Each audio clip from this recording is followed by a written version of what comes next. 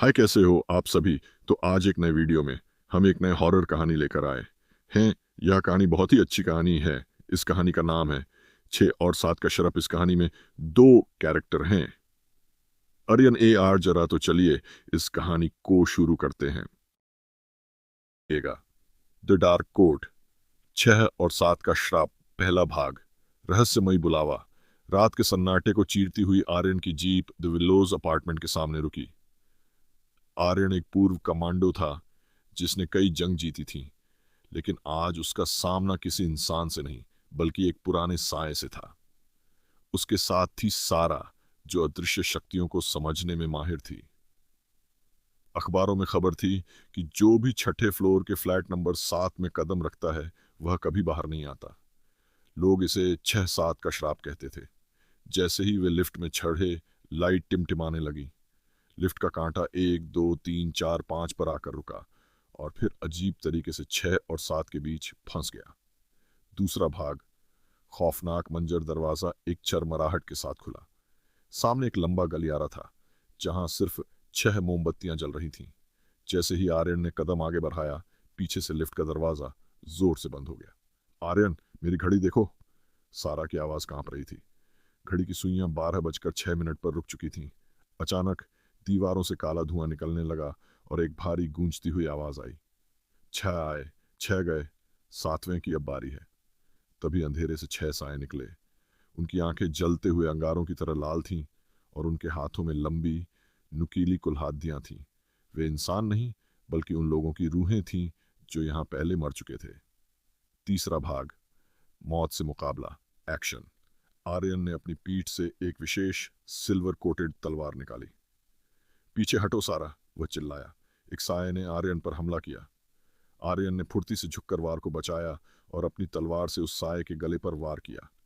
जैसे ही तलवार साए को छुई, एक नीला धमाका हुआ, लेकिन वे साए खत्म नहीं हो रहे थे। वे बार बार जुड्डा रहे थे। आर्यन ने अपनी टैक्टिकल बेल्ट से एक साल्ट बम निकाला और जमीन पर पटका। धमाका। चारों तरफ सफेद धुएं का गुब्बार छा गया। आर्यन ने इस मौके का फायदा उठाया और हवा में उछलकर एक साथ 3 रूहों के सीने पार कर दिए। उसके एक्शन की रफ्तार इतनी तेज थी कि रूहों को संभलने का मौका ही नहीं मिला। चौथा भाग। 7वां दरवाजा। लड्ढाते लड्ढाते वे फ्लैट के आखिरी कमरे तक पहुंचे जिसके दरवाजे पर 7 लिखा था। सारा ने चिल्लाकर कहा, आर्यन, ये 6 रूहें सिर्फ रक्षक हैं। असली शैतान उस 7वें दरवाजे के पीछे है। अगर 12 बजकर 7 मिनट होने से पहले हमने उसे नहीं रोका तो हम हमेशा के लिए इस चक्र में फंस जाएंगे। आर्यन ने आखिरी रूह को दीवार से दे मारा और कंधे से दरवाजा तोड़कर अंदर घुस गया। अंदर का नजारा रूह कंपा देने वाला था। वहां एक विशाल दानव बैठा था जिसकी 6 भुजाएं थीं और वह 7वें यानी आर्यन के खून का इंतजार कर रहा था। 5वां भाग। अंतिम प्रहार। दानव ने अपनी 6 भुजाओं से आर्यन को जकड़े डाच लिया। आर्यन की हड्डियां चटकने लगीं। सारा ने देखा कि कमरे के कोने में एक प्राचीन आईना है जिसमें दानव का अक्स रिफ्लेक्शन दिख रहा था। आर्यन, आईने पर हमला करो, वही उसकी जान है, सारा चिल्लाई। आर्यन ने अपनी पूरी ताकत बटोरी।